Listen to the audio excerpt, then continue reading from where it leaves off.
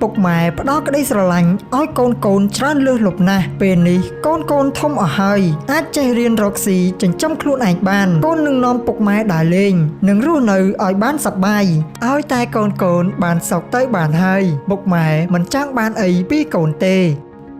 កូនម្ដាយអើយថ្មនេះកូននៅឯណាដូនតាអើយមេត្តាជួយកូនខ្ញុំផងអានរកណាអីក៏ចិត្តអាក្រក់ម្លេះលោកអើយមកចាប់កូនខ្ញុំរឿងនេះនិយាយពីគ្រួសារមួយដែលមានសមាជិក4នាក់គឺឪពុកម្ដាយកូនប្រុសម្នាក់និងកូនស្រីម្នាក់កូនច្បងមានឈ្មោះថាម៉ាប់និងកូនស្រីពៅមានឈ្មោះថាចន្ទធូគ្រប់គ្នានៅក្នុងភូមិនេះស្រឡាញ់រាប់អានគ្រួសារនេះណាស់រស់នៅក្នុងជីវភាពសមរម្យឪពុកម្ដាយរបស់ចន្ទធូមិនដែលបង្កចំនួនឬបង្កើតបញ្ហាឲ្យអ្នកភូមិឈឺក្បាលសោះឡើយក្តីស្រមៃរបស់ពួកគាត់គឺចង់ឃើញកូនមានសុភមង្គលនិងរស់នៅដោយសប្បាយរីករាយរហូតចុងបញ្ចប់នៃជីវិតថ្ងៃមួយដោយហេតុតែស្រឡាញ់កូននិងចង់ឲ្យកូនរស់ស្រួលពួកគាត់ក៏បានពិភាក្សាគ្នាអំពីរឿងចង់សន្សំទ្រព្យបន្ថែមទុកឲ្យកូនរស់នៅសពថ្ងៃនេះវាសប្បាយហើយតែខ្ញុំចេះតែចង់ឲ្យកូនមានបានជាងនេះដើម្បីកូនណាម៉ែវាយើងជាឪពុកម្ដាយចេះតែចង់ឲ្យកូនល្អអីចឹងហើយកូនយើងបានសុខសប្បាយបើកូនយើងពិបាកយើងក៏ពិបាកចិត្តតាមនឹងដែរណាពុកវានឹងហើយបានថាតែខ្ញុំចេះតែគិតថាទ្រព្យដែលយើងទុកឲ្យកូនដូចជាតិចពេកអាយុយើងនៅប្រឹងរកបានខ្ញុំចង់ធ្វើការរកស៊ីបន្ថែមម៉ែវាឯងយល់យ៉ាងម៉េចដែរភ្លាមនោះម៉ាប់និងចន្ទធូក៏ឮហើយដើរចូលមកពុកម៉ែផ្ដោតក្តីស្រឡាញ់ឲ្យកូនច្រើនលើសលប់ណាស់ពេលនេះកូនធំអស់ហើយអាចចេះរៀនរកស៊ីចិញ្ចឹមខ្លួនឯងបានមុនពេលកូនរៀបការកូននឹងនាំពុកម៉ែដើរលេងនិងរស់នៅឲ្យបានសប្បាយតែទោះកូនការហើយក៏កូននៅចាំមើលថែពុកម៉ែដូចដើមពុកម៉ែកុំបារម្ភឲ្យតែកូនបានសុខទៅបានហើយពុកម៉ែមិនចង់បានអីពីកូនទេក្តីស្រមៃពុកម៉ែចង់ឲ្យកូនរស់ស្រួលតែក្តីស្រមៃកូនមិនខុសគ្នាប៉ុន្មានដែរពុកម៉ែហត់ហើយគួរទុកពេលឲ្យពួកកូនជាអ្នកមើលថែពុកម៉ែម្ដងបើពុកម៉ែចង់ធ្វើការគ្រាន់តែកំដរអបសុកពុកម៉ែធ្វើចុះតែកុំធ្វើដើម្បីកូនទៀតអីពេលនោះពួកគេក៏អោបគ្នាដោយក្តីស្រឡាញ់និងកក់ក្ដៅជាខ្លាំងក្រោយពេលម៉ាប់រៀនចេះច្រើនខាងជាងមាសគេក៏បានបើកធ្វើមាសតិចតួចនៅក្នុងតំបន់ដោយមានចន្ទធូជាអ្នកលក់ដូរពីមួយថ្ងៃទៅមួយថ្ងៃមុខរបររបស់ពួកគេចេះតែកាក់កបឡើ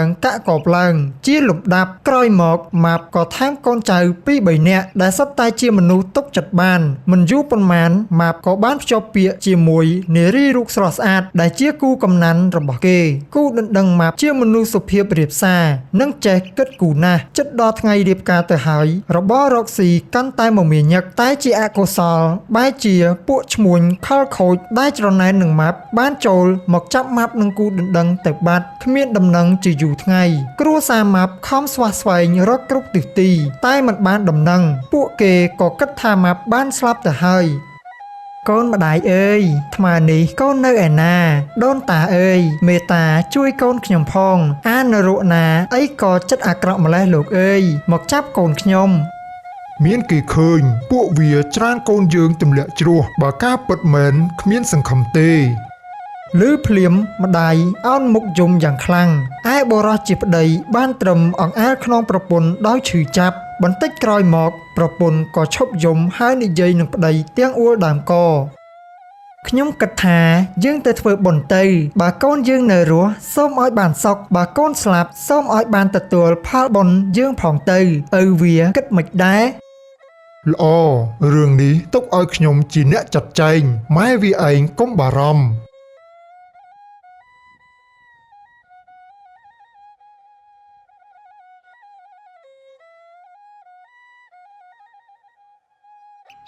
ថ្ ថ្លែងពីចន្ទធូឯណោះវិញក្រោយពីធ្វើបុណ្យឲ្យបងប្រុសមករលយប់នាងតែងតែយឺសពឃើញបងប្រុសរបស់នាងមកប្រាប់នាងឲ្យរឹងមាំខំពង្រីកកន្លែងហាងមាសរបស់គាត់និងជួយឪពុកម្ដាយឲ្យរស់នៅសុខស្រួលដោយក្តីស្រមៃដែលពួកគេធ្លាប់សន្យាជាមួយពុកម៉ែគេដំបូ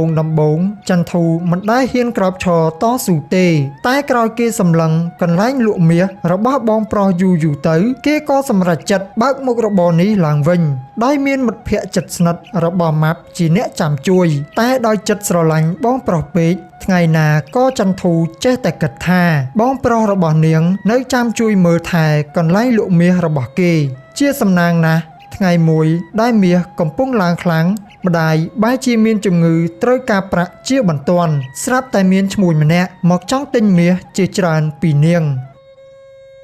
ខ្ញុំចង់ទិញមាសនាង5ឈុតយកទៅផ្ញើប្រពន្ធកូនខ្ញុំតើនាងមានគ្រប់ឬទេតែសុំលោកចាំស្អែកបានខ្ញុំឲ្យដំណឹងបានទេដោយសារមានឈ្មួញផ្សេងគេទើបកំងដែរក្រែងមានមិនគ្រប់ជូនលោក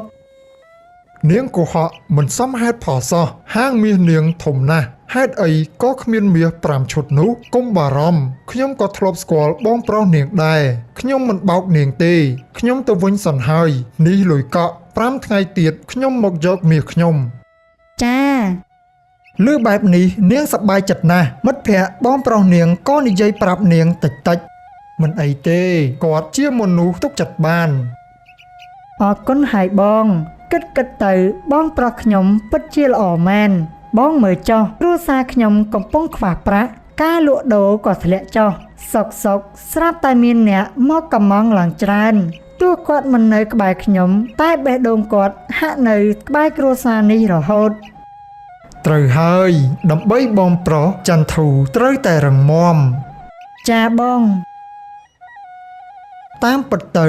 ម៉ាប់តែងតែតាមជួយចន្ទធូរហូតតែចន្ទធូមិនដែលដឹងថាជាគេឡើយរហូតដល់ថ្ងៃមួយស្រាប់តែម៉ាប់បង្ហាញខ្លួនគ្រួសារម៉ាប់សប្បាយចិត្តណាស់ឯចន្ទធូបែរជាស្រឡាំងកាំងពេលនោះទើបម៉ាប់ប្រាប់គេថាគ្រប់យ៉ាងដែលចន្ទធូគិតថាប្រលឹងបងប្រុសជួយនោះគឺគ្មានទេ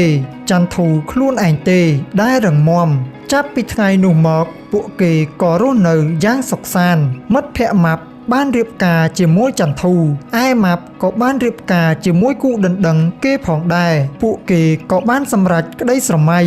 ដោយមើលថែឪពុកម្ដាយមិនឲ្យខ្វះចន្លោះដោយពាក្យពួកគេធ្លាប់សន្យាមែន